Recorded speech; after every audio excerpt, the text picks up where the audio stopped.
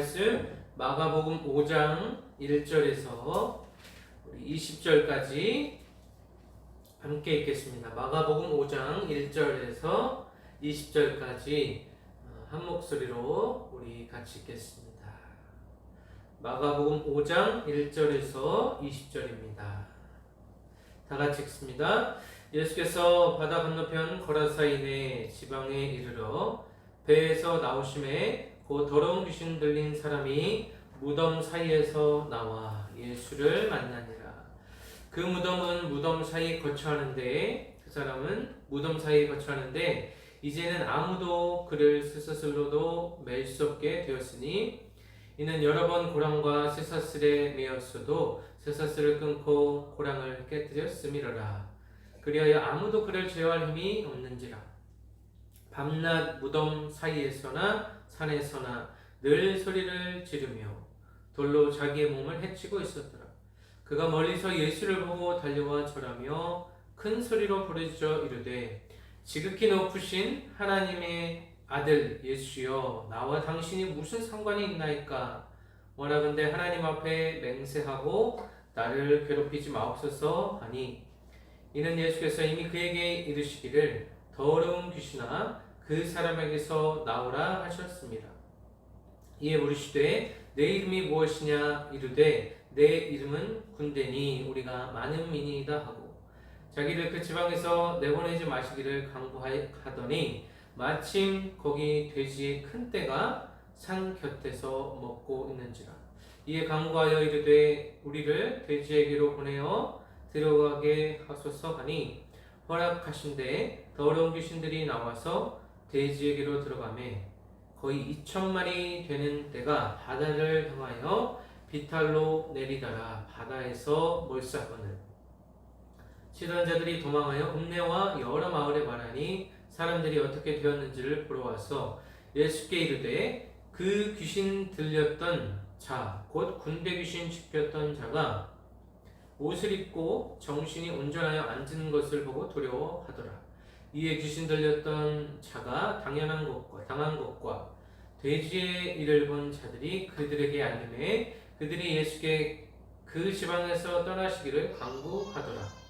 예수께서 배에 오르실 때 귀신 들렸던 사람이 함께 있기를 강구하였으나 허락하지 아니하시고 그에게 이르시되 집으로 돌아가 주께서 내게 어떻게 큰 일을 행하사 너를 불쌍히 여기신 것을 내 가족에게 알리라 하시니 그가 가서 예수께서 자기에게 어떻게 큰 일을 행하셨는지를 대가볼리에 전파하니 모든 사람이 놀랍게 여기더라. 아멘. 우리 기도합니다. 하나님 감사합니다. 오늘도 이렇게 주의 말씀을 듣게 하시고 또 한 주 동안도 이 코로나 시국 가운데서 저희들 지켜주시고 같이 예배할 수 있도록 모든 환경과 여건 허락하여 주심을 감사합니다. 우리가 속히 현장 예배 드릴 수 있도록 주님께서 인도하여 주시고 이 코로나 전국이 속히 해소되고 코로나 바이러스가 떠나가서 일상이 회복되는 그러한 축복을 다시 누릴 수 있도록 주님 도와주옵소서. 감사드리며 예수님의 이름으로 기도합니다. 아멘. 반갑습니다. 오늘도 우리 마가복음의 말씀을 같이 나누도록 하겠습니다. 오늘도 예수님께서 그분의 사역을 또 하나님의 사역을 계속해서 이 땅에 펼쳐 나가시는 모습을 우리가 보게 됩니다. 지난주에는 바람과 바다를 잔잔하게 하시고 자연의 그 모든 질서를 바로잡으시고 그 혼돈과 풍랑 가운데 있던 제자들을 구원해 주시는 그리고 온전한 평화로 이끌어 주시는 주님의 모습을 보게 됩니다. 오늘은 예수님과 한 더러운 귀신 들린 사람과의 만남이 소개되고 있습니다. 오늘 본문을 보면 예수께서 거라사인의 지방에 가셨다고 말하고 있습니다. 거라사인의 지방이라는 것은 당시에 이방인들이 많이 거주하던 장소라고 우리가 이해하면 되겠습니다. 그래서 예수님의 사역이 예루살렘에서 절정을 이루지만 갈릴리에서 시작해서 유대의 지역에서 시작해서 이제는 이방인의 지역까지 갈릴리 동쪽까지 이르르게 되는 그러한 모습을 우리가 오늘 보게 됩니다. 그래서 예수님께서 배에서 나오실 때 그 거라사 지방에 당도하셨을 때 더러운 귀신 들린 사람이 무덤 사이에서 나왔다고 말하고 있습니다. 여기서 더러운 귀신 들렸다는 것은 부정하다는 것입니다. 그리고 유대인의 율법에 의하면 이러한 사람들은 공동체 생활을 하지 못하고 그 사람은 격리되어서 사람들의 아무런 관심과 그런 배려를 받지 못한 채 공동체에서 당시에 떨어졌다는 것은 그 사람의 삶의 끝, 죽음을 의미합니다. 그래서 이 사람은 많은 귀신에 의해서, 군대 귀신에 의해서 점령이 당하고 그의 육신과 그의 마음이 온전히 빼앗겼기 때문에 그 사람을 어떻게 보면 예수님이 찾아가시게 됩니다. 그래서 예수님을 그 무덤가에서 만나게 됩니다. 그 사람은 3절 이하에 보면 무덤 사이에 거처하는데 이제는 아무도 그를 쇠사슬로 맬 수 없게 되었다. 이렇게 얘기하고 있습니다. 그래서 귀신 들린 자였기 때문에 인간의 힘을 능가하는 초월하는 힘을 가지고 있어서 그를 제어하기 위해 여러 가지 수단과 방법을 가리지 않고 그에게 어떤 제어와 통제를 하게 됨을 보게 됩니다. 그래서 쇠사슬로 매고 또 4절에 보니까 여러 번 고랑과 쇠사슬을 메었어도 쇠사슬을 끊고 고랑을 깨뜨렸음이로라. 그리하여 아무도 그를 제어할 힘이 없는지라. 그래서 귀신이 너무 강한 귀신이 쓰였기 때문에 그는 사람들 사이에서 완전한 배척을 받고 사람들이 어떤 노력에 인간의 노력으로도 그를 치료할 수 없는 지경에 이르러서 모두 다 자포자기하고 포기하고 그 사람을 방치하게 되는 그러한 상황에서 예수님을 만나게 된다는 것입니다. 우리도 예수님을 믿기 전에는 이 귀신 들린 사람과 같이 부정하고 또 마치 귀신 들린 것처럼 어떤 것에 중독되어서 자신의 자아실현이나 또한 인정욕구 또 그런 것들에 매여서 우리들의 삶이 혼란과 혼돈의 역사 속에 우리의 삶이 예수님 믿기 이전에는 그러한 삶을 살아갔다라고 볼 수 있습니다. 그래서 이 더러운 귀신 들린 사람은 우리와는 다른 세상의 사람이 아니라 우리가 예수님을 믿기 전에 그 상태, 혼돈과 혼란의 상태, 또 창세기 1장에서 보여지는 창조 이전의 혼란한 상태, 그 혼돈한 상태를 의미한다고 볼 수가 있습니다. 그래서 이 귀신 들린 사람은 인간이 어떠한 존재인가, 본질적으로 또 궁극적으로 인간이 하나님 없이, 예수님 없이, 또 성령의 인도하심 없이 살아갈 때에 나타날 수 있는 그러한 대표성, 상징성을 가지고 있다고 볼 수 있습니다. 그래서 이 사람이 밤낮 무덤 사이에서나 산에서나 늘 소리 지르며 돌로 자기의 몸을 해치고 있었더라. 그래서 정상적인 범주에서 벗어나서 일상을 살아가지 못하고 또 자신의 육체에 해를 입히는 그러한 상황에 놓여 있는 아주 불쌍한 이 한 인간의 존엄성이 완전히 없어진 상태에서 인간의 존엄이라고는 찾아볼 수 없는 한 사람을 보게 됩니다. 예수님을 믿지 않는 사람, 이런 사람이 어떻게 보면 참다운 그 인간, 예수님께서 처음 인간을 창조하셨을 때에 그 목적에서 벗어난 사람의 삶을 살아가고 있다고 보게 됩니다.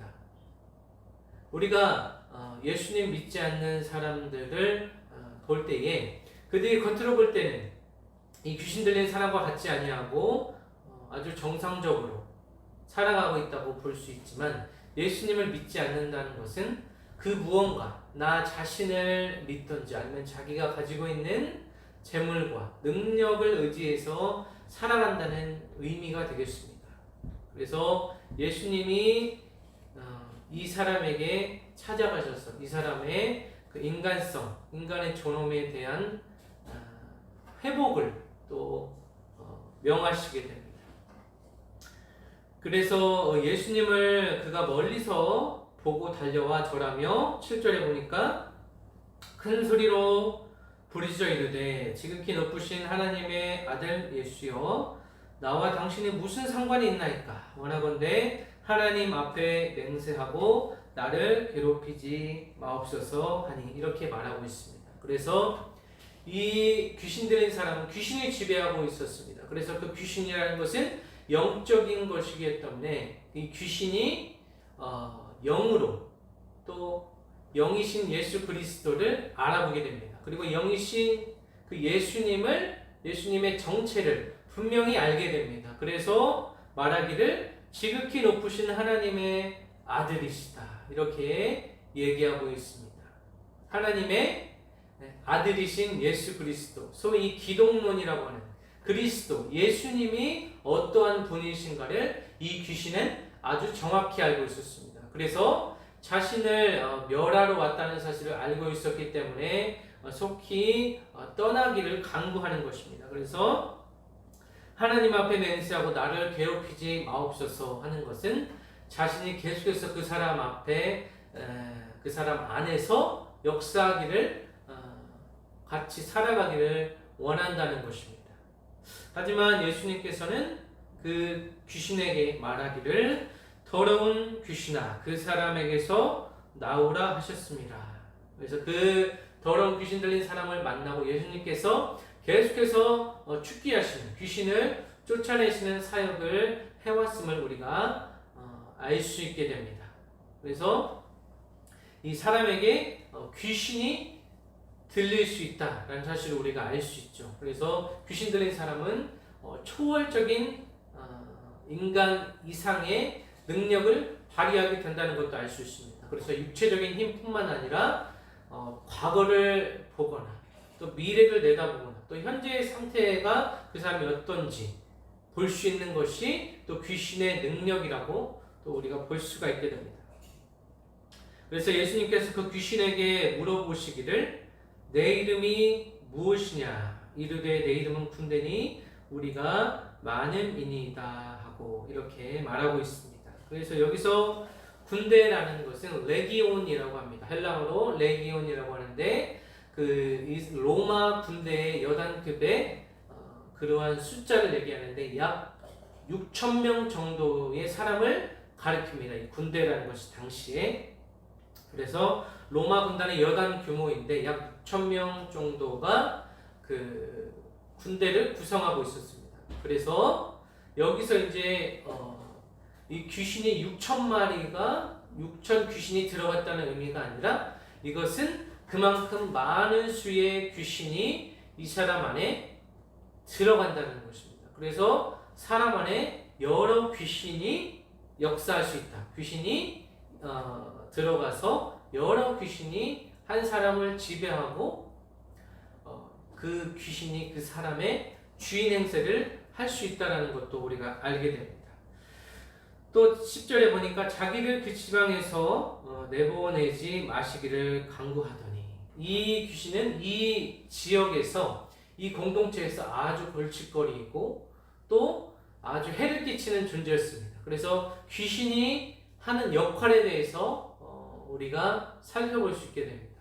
귀신의 역할은 그 지역에 있는 공동체를 분열시키고 파괴시키고 불안에 떨게 하고 공포에 떨게 하는 것이 온갖 두려움으로 근심 걱정으로 역사하는 것이 이 귀신 사단의 역할입니다. 그래서 이 공동체가 정상적인 활동을 할 수 없게 되고 이 공동체가 하나님 이름으로 모일 수 없게 하는 분열시키고 오늘날 많은 교회가 분열되고 깨지고 또 한 교회가 분립해서 나가는 또 성도들 사이에 여러 가지 법적인 분쟁과 다툼 또 인간적인 감정의 대립 이러한 것들이 귀신의 역할이라고 볼 수 있습니다. 그래서 그 귀신은 한번 역사한 그곳이 그곳이 완전히 지옥이 될 때까지 그들의 행위를 멈추지 않는 것이 이 귀신의 역할이다라고 볼 수 있습니다.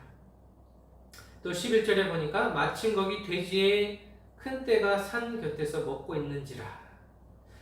여기서 우리가 또 알 수 있는 것은 유대인은 돼지를 부정한 짐승으로 여겼습니다. 구약의 율법에 보면 정한 것, 부정한 것, 깨끗한 것, 더러운 것 이렇게 나누는 정결 예식이 있습니다. 이 정결법 가운데 돼지는 부정한 짐승으로 취급받았기 때문에 유대인들은 돼지를 키우지 않고 돼지고기를 먹지 않습니다.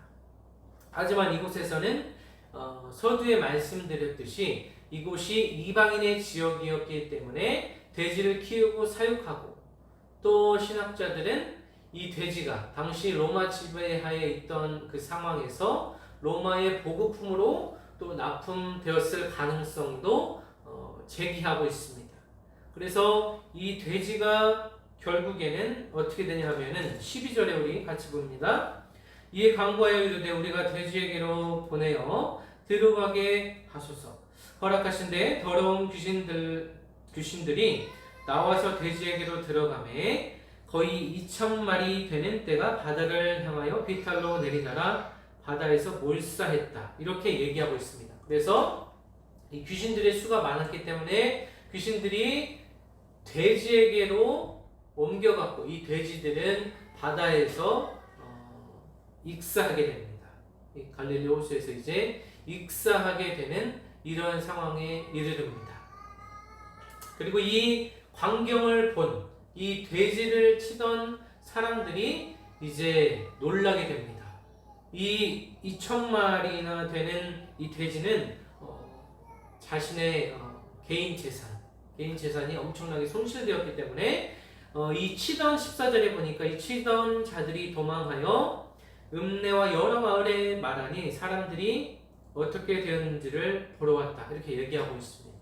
오늘날에도 만약에 이러한 상황이 벌어진다면 이것은 아주 법적으로 또 도덕적으로 아주 큰 일이 되겠죠. 하지만 여기서 우리가 또 중점으로 삼아야 될 것은 이 2,000마리 되는 돼지가 중요한 것이 아니라 한 영혼, 예수님께서 이 한 영혼을 위하여서 이 돼지 정도쯤은 쉽게 죽여버리고, 또 그로 말미암아서 귀신의 역사가 이제 끊어지게 되고 한 사람이 참 인간다운 삶으로 회복되어지는 그러한 역사가 더 중요하다는 것입니다.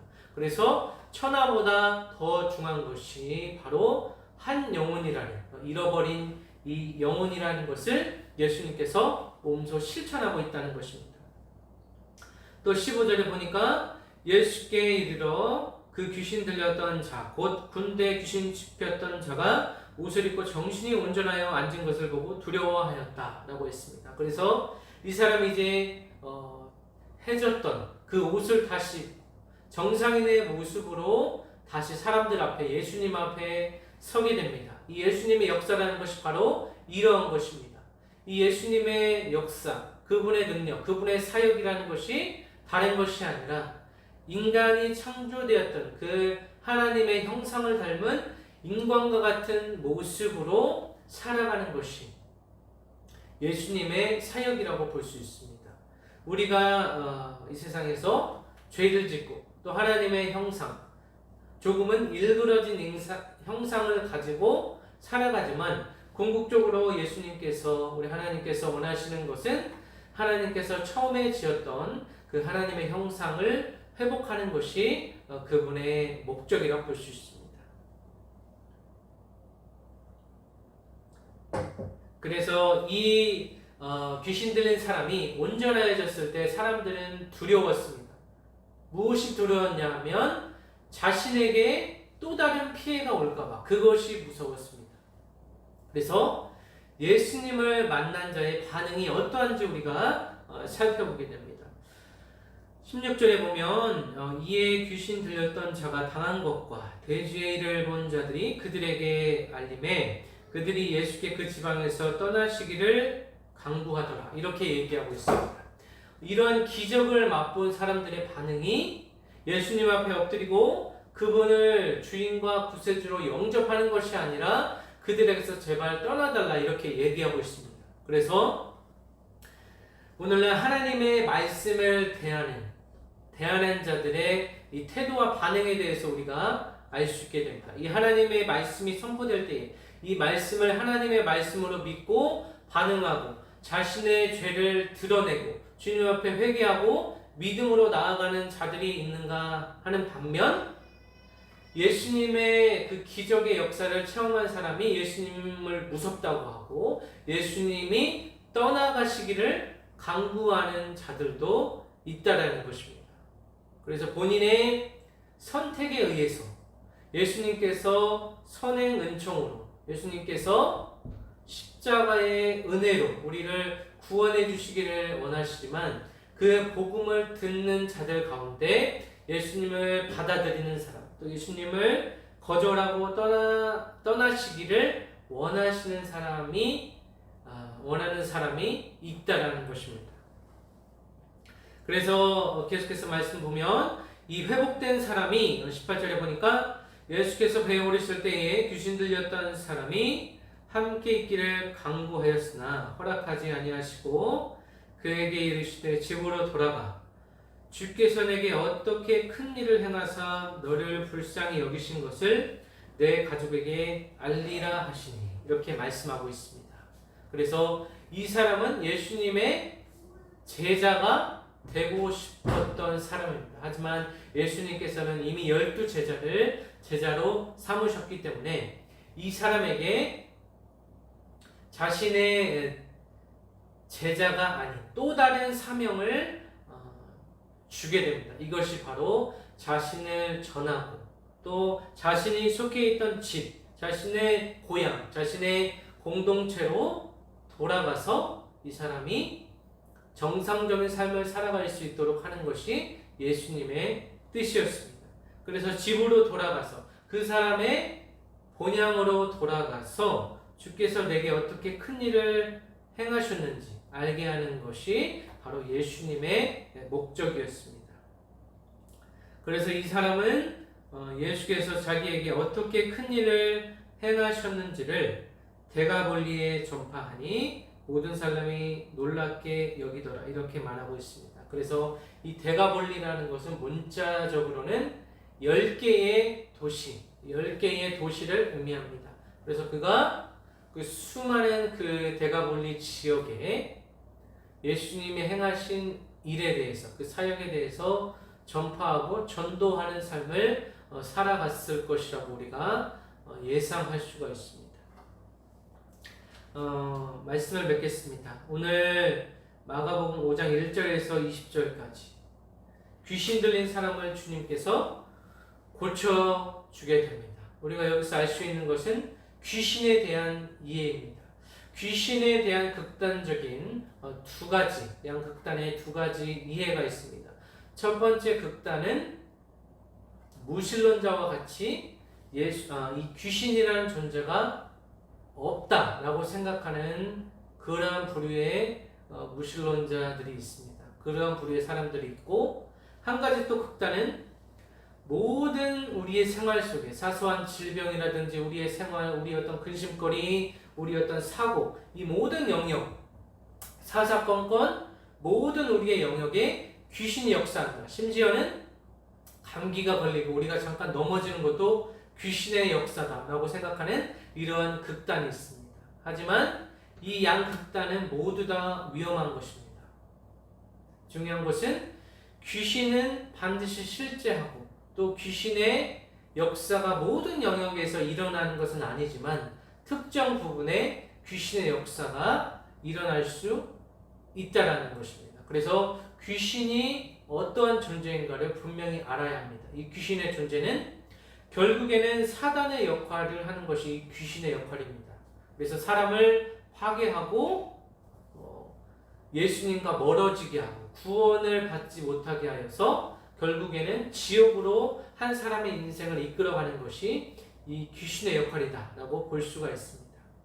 그리고 또 우리가 살펴볼 것을 예수님이 어떠한 분이신가, 이 기독론이라고 하는 예수님의 과연 누구신가라고 하는 것을 우리가 또 보게 됩니다.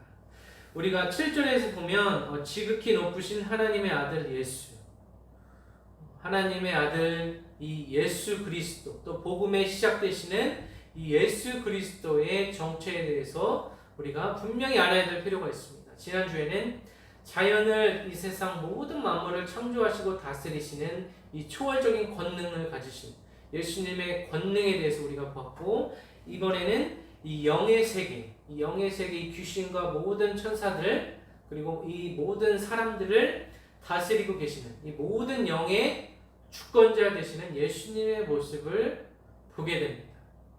그리고 또 한 가지는 예수님의 능력을 보았을 때, 이 권능의 역사의 현장에 있던 사람들은 예수님을 떠나가시기를 간구했던 사람이 있는가 하는 반면에, 그 예수님을 영접하고 그분의 말씀을 전파하고 전도자로 다시 한번 거듭나는 그런 역사를 우리가 보게 됩니다.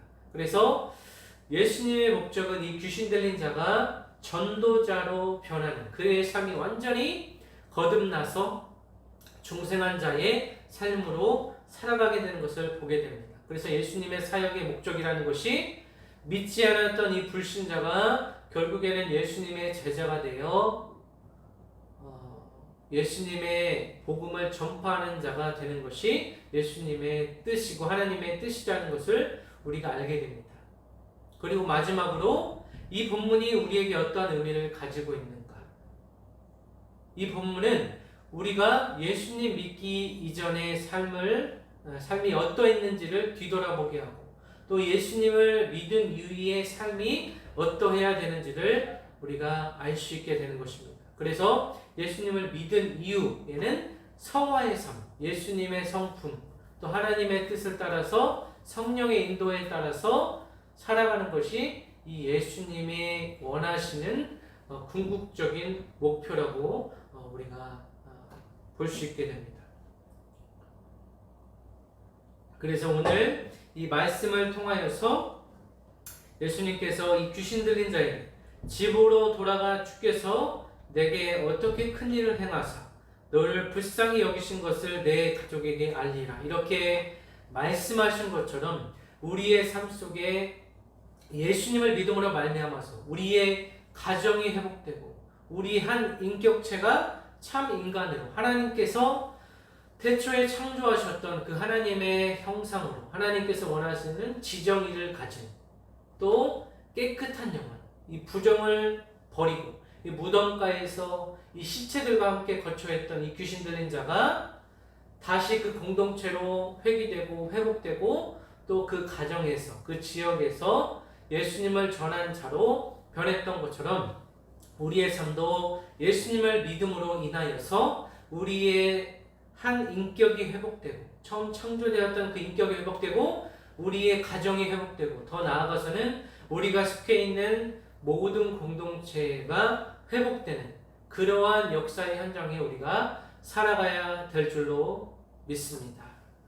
계속되는 코로나 전국 가운데 우리가 더욱 지치고 우울하고 낭망할 수 있지만, 오늘 이 말씀을 통하여서 예수님께서 그 비참한 생활을 하였던 그 한 영혼에 대한 그 사랑을 우리가 보게 되고, 주님의 자비와 그 능력으로 인하여서 그 사람이 완전히 변하게 되어서 전도자의 삶을 살아갔던 것처럼, 이 시대가 아무리 우리를 짓누르고 사단의 권세가 우리의 삶을 도태시키고 낭망하고 절망하게 만들지라도 우리에게 유일한 소망 되시는, 또 모든 우리의 삶을 주관하시고 반드시 우리를 승리의 삶으로 이끄시고 결국에는 우리를 낙원으로, 또 최후의 심판 이후에 천국으로 이끄시는 예수님의 그 능력을 의지하여 살아가는 우리 모든 성도분들 되시기를 예수 그리스도의 이름으로 간절히 축원합니다. 우리 기도합니다. 아버지여, 부족한 종의 말씀을 전했습니다. 우리가 살아가는 이 시간, 하나님 앞에 온전히 이 시간의 주인, 우리의 모든 물질과 우리의 모든 능력의 주인 되시는, 모든 만물의 주권자 되시는 예수 그리스도 앞에 우리가 이 시간 엎드리기를 원합니다. 우리가 온전히 주님 앞에 겸손한 자로 살아갈 수 있도록 주여 역사하여 주시옵시고, 코로나 전국 가운데서도 주님께서 온전히 모든 것을 해결하시고 모든 것을 회복하여 주신다는 그 믿음을 가지고 그 소망을 가지고 살아가는 우리 모든 진유 침례교회 성도들 될 수 있도록 주여 도와주시옵소서. 감사드리며 예수님의 이름으로 기도합니다. 아멘.